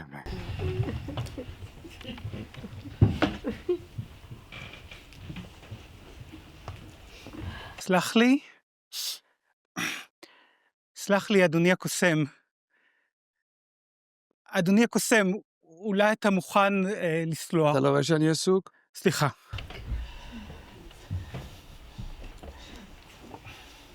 סלח לי, אדוני הקוסם. סלח לי שאני... במה העניין? אני רק בעניין אשתי. סליחה? אשתי. לפני 10 דקות אתה הועלת לנסר את אשתי לשניים. כן.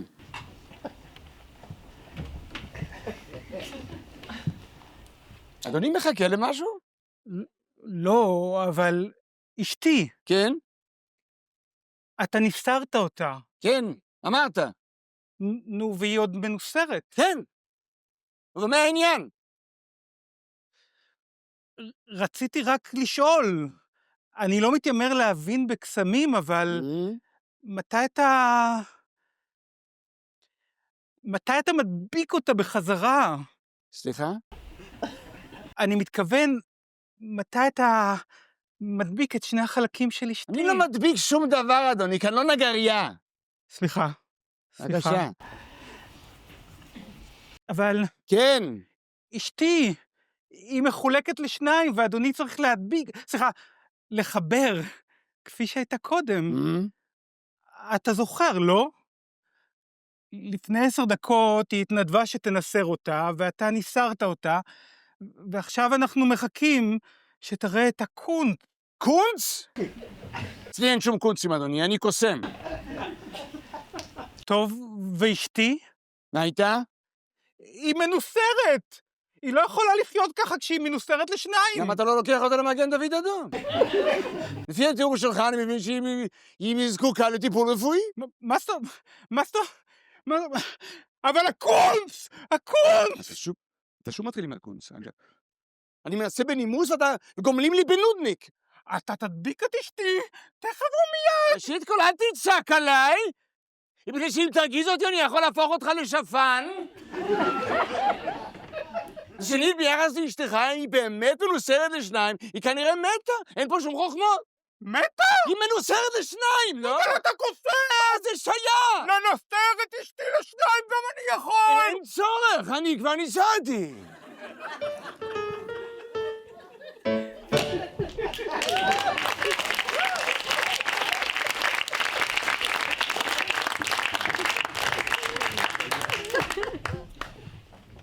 את הטקסט הבא, אני יכול לספר? ליליאן מצאה אחרי, מה זה, איך קוראים לזה? שאתה כותב לעצמך נוטס. והוא כתב ככה, על סף מותי, הייתי רוצה לכתוב קומדיה גדולה. משהו שיעשה לכם מצב רוח. עצום ונפלא, משהו שיעלה חיוך על שפתיכם, ומפעם לפעם צחוק, שיותיר אתכם בלכתכם הביתה בתחושת סיפוק עמוק.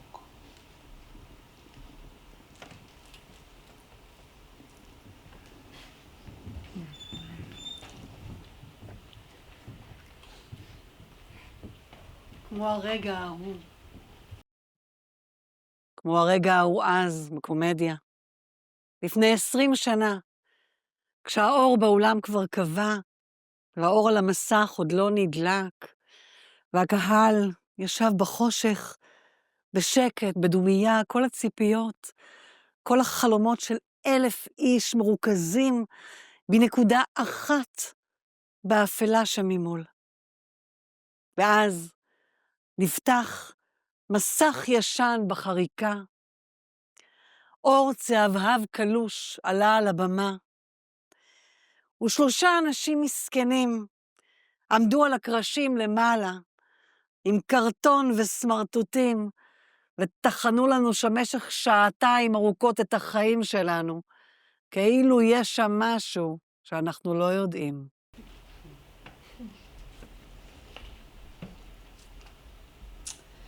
Like that moment, back then in the comedy, 20 years ago, when the lights in the theater had already dimmed, but the light on the curtain hadn't come on yet.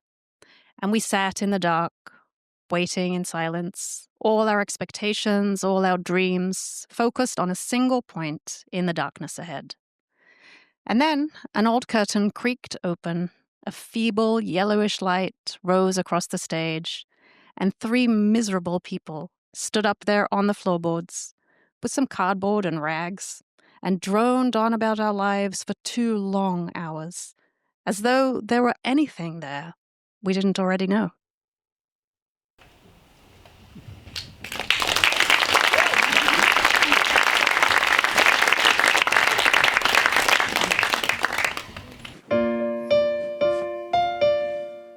שירו איתנו.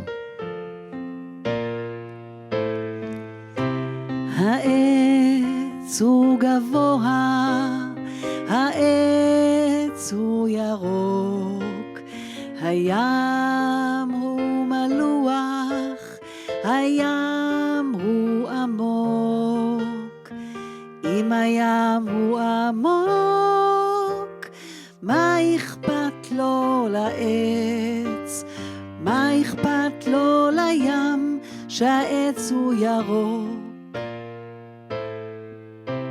העץ הוא גבוה, העץ הוא ירוק, יפה הציפור, היא תעוף לרחוק. אם תעוף הציפור, מה אכפת לו לעץ? מה אכפת לציפור שהעץ הוא ירוק? אדם שר שירים. לא. הים הוא מלוח, לא לדלג. הים הוא עמוק, יפה הציפור, היא תעוף לרחוק. אם תעוף הציפור, מה אכפת לו לים? מה אכפת לציפור שהים הוא עמוק? עכשיו אדם שר שירים. אדם שר שירים כי העץ הוא ירוק. אדם שר שירים כי הים הוא עמוק. אם תעוף הציפור לא ישיר עוד שירים. מה אכפת לציפור אם ישיר או ישתוק? מה אכפת לציפור אם ישיר או ישתוק? מה אכפת לציפור אם ישיר או ישתוק? ישיר או ישתוק.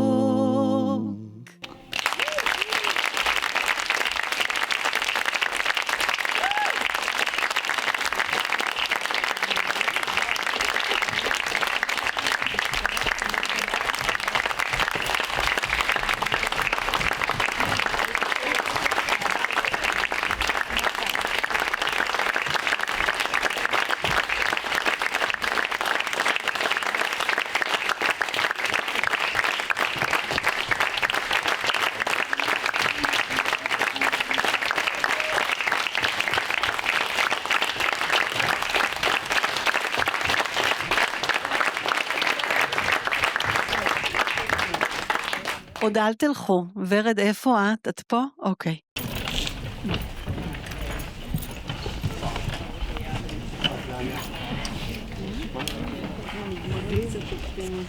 טוב, אז I thank you all for coming again. I want to thank Hanoch Levin, of course. And it is 60 years since the beginning of his career. If you look online, you'll see 1965 to 1999. So another thing to kind of mention. And as I promised at the beginning, there's a long list of thank yous. First of all, I want to thank our donors, Miriam Aaron-Roland. I wish she was here with us, but she's in Canada. She couldn't come. And she is a huge friend of the Taube Center for Jewish Studies. And we were able to get the archive because of her, to have this evening because of her.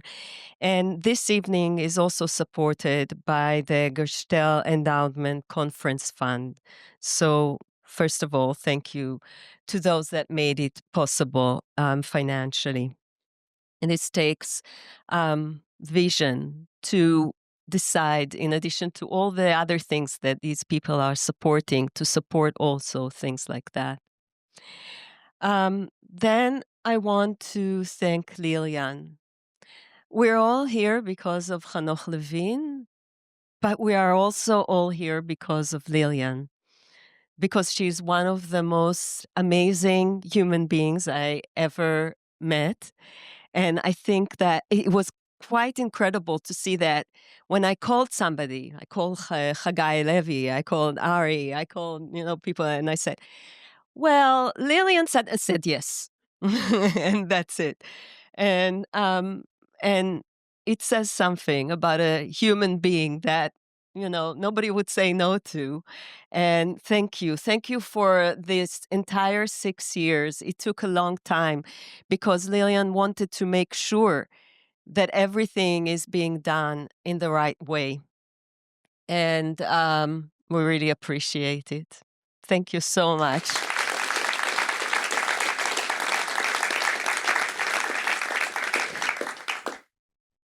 I also want to thank a dear friend that I'm really sad is not here. He couldn't come, but Danny Crutch. Danny was the Hanoch Levin's one of his best friends, if not his best friend and agent. And Danny came to Stanford and looked at me and said, okay, I need to speak with Lilian.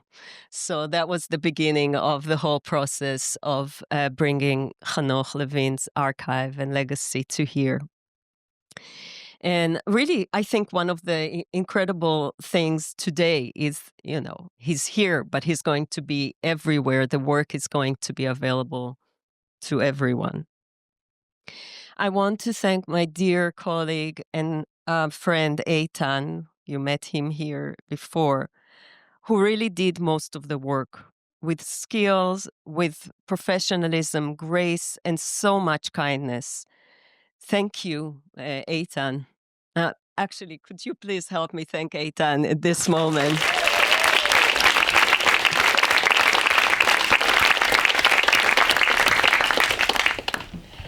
I also want to thank other people that helped us in the library. Julie Switkin-Singer, our head of collections and public services, who was a tremendous advocate of this collection. Lily Brown, who is now working to make the digital collection accessible. And Rebecca Wingfield, who collaborated closely with Eitan throughout the acquisition. So thank you all.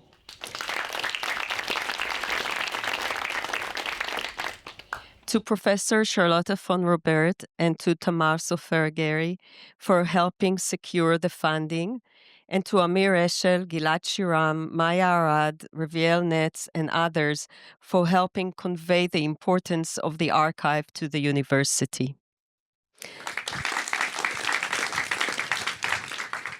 To Donnie Bar, who helped us with a booklet that you all got as to just have something with you from Hanoch Levin after you leave this theater. And he helped us also translate the parts that didn't have translations. To Hagai, Dror, Jessica, thank you for flying here, some all the way from Israel, just for 2 days, to share your thoughts and to be part of the celebration of Levin, and to Yoav that came again this year. And all of this is a testimony of how much Hanoch Levin means to major artists and creators. So thank you. To my talented friends from Yanshufim, a local playback group, Omer, Ortal, and Avishay, all of whom, thank you, all of whom were or are professional professors, in their day jobs, as I said before. But your contribution helped connect the event and the archive to our community here and to make Levin ours too. So thank you. And to Jessica, again, for coming, on stage a second time and helping us with reading the English. And then to our associate director, Shana Hammerman, who supported us every step of the way. And to the amazing, incredible Eva Clem. Where is Eva?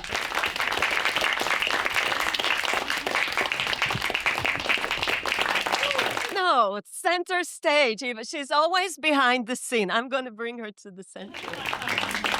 So, yeah.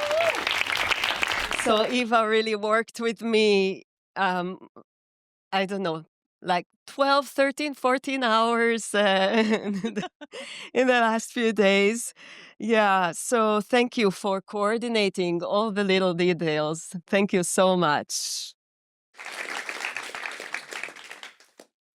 And finally, I want to thank all of you again for being here.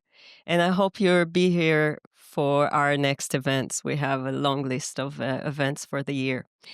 And Lilian will say some closing remarks, and then we'll want to share with you a sentence from Hanoch Levin, since he really didn't like to interview, so we have an interview of a sentence at the end.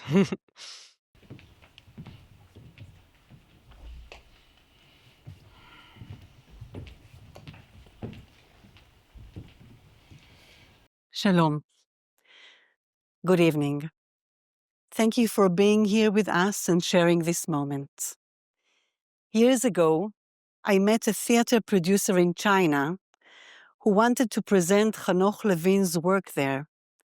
She whispered to me, I feel Hanoch Levin writes about the things I am embarrassed even to think. I may not have been embarrassed, but for many years, I didn't dare imagine parting with Hanoch's manuscripts. They sat in my home, in binders, inside a cabinet, unlocked, unguarded, always within reach. Their physical presence, the knowledge that at any moment I could open the cabinet and touch them, created another intimate space where Hanoch remained present for me and for his family. Much like the notes we all keep from someone we love or from a precious moment that has passed. And even then, and even if I could imagine one day saying goodbye to those manuscripts, I never dared to think they would board a plane and cross the borders of Israel, the land in which they were created, in the language and spirit of the place where they were born. But then, more than 6 years ago, almost 7, I met Vered in Tel Aviv. Vered invited me to consider the things I had not dared to think. She proposed transferring the manuscripts from the cabinet in my home, where they had rested for 26 years, to the archives of Stanford University. When I came here for the first time, 2.5 years ago, Vered introduced me to Eitan, wonderful Eitan. They gave me a full tour of the conservation departments. I met the extraordinary professionals working here with such devotion and reverence. I still remember one conservator who spent an entire week repairing a tiny tear in the 100-year-old paper of a small notebook.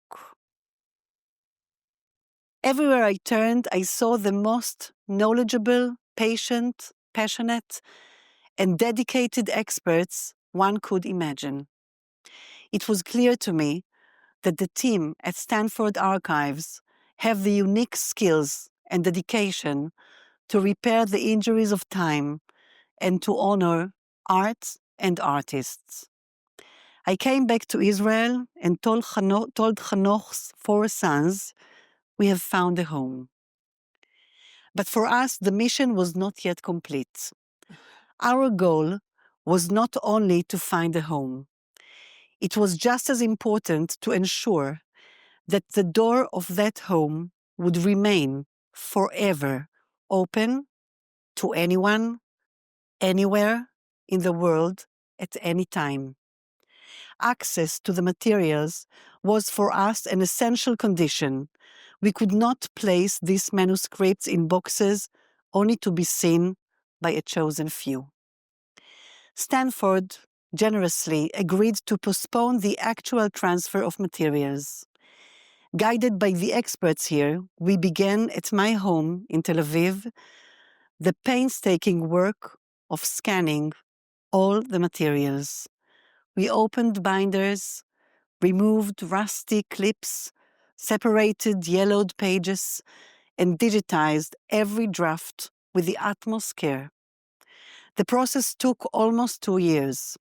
When the final page of binder number 77 was scanned, we informed Vered and Eitan that the materials could at last be taken. The morning of the transfer finally came.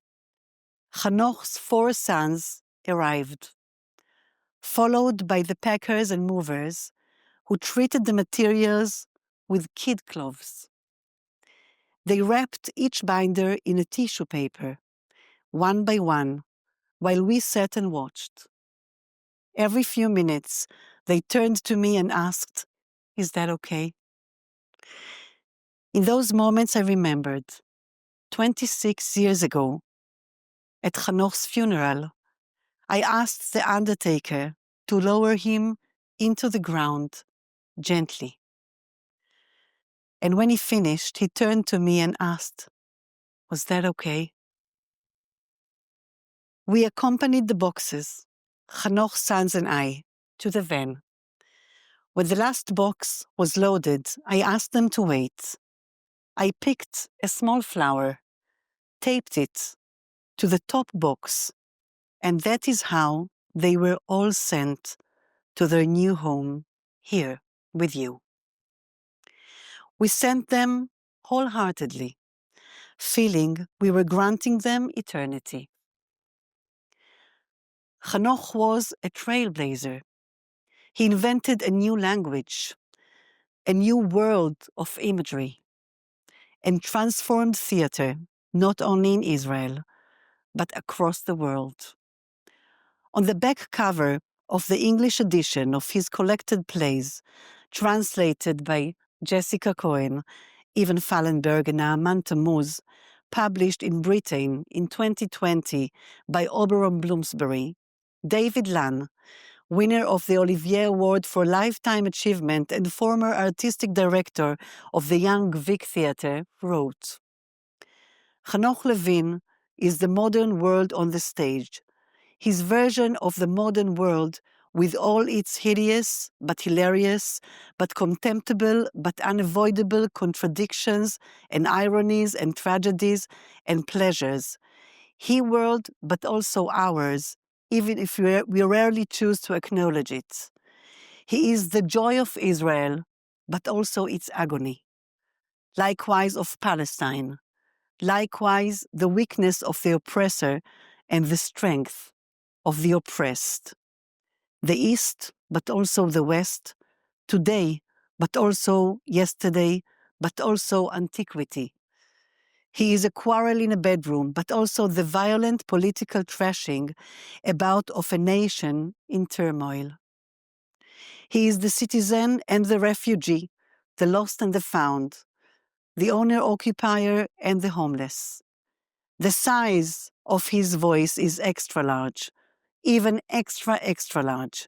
His plays offer a huge challenge to our theaters, actors, directors, producers, funders, audience, and therefore they need to emulate his courage and put them on the stage. We badly need to hear what he has to say. My hope is that the presence of these manuscripts here at Stanford will give researchers, theater makers, and curious minds of every kind the chance to engage deeply with Hanoch's work, to find inspiration in confronting the things that embarrass us, which we don't dare to think about, and to keep creating, thus enriching our cultural and intellectual world. I am so grateful that Hanoch has found his place here in the Stanford Archive, in the first row among the world's greatest artists, as he deserves. On behalf of our family, I want to thank to Miriam Aaron-Roland for the generous donation that made it possible to acquire the archive and allowed us, the family, to donate the scanning project to Stanford. To Michal Weinstein, who scanned the archive with the utmost professionalism. To the wonderful Lilian, who managed the scanning project.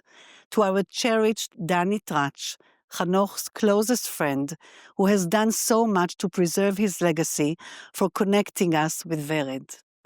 To the Israel State Archives for allowing us to transfer the archive abroad, and to the Hanoch Levin Institute of Israeli Drama, directed by Noam Semel. To Stanford University and Stanford Library, the new home of Hanoch's legacy. And a very special thank you from the bottom of my heart to Vered and Eitan for your careful, professional guidance, for your patience, and above all, for the rare humanity and sensitivity with which you have accompanied us from the very first moment until today. In the epigraph to his satire Queen of a Bathtub, written after the Six-Day War, Hanoch wrote, "He who sees the dead has nothing to say. He cuts his losses and walks away. In the spirit of Hanoch's values, and at the start of a new year, I wish to call for the release and return home of all the hostages held by Hamas, and for the immediate end to the war in Gaza, with its unspeakable suffering inflicted on so many on all sides. Thank you.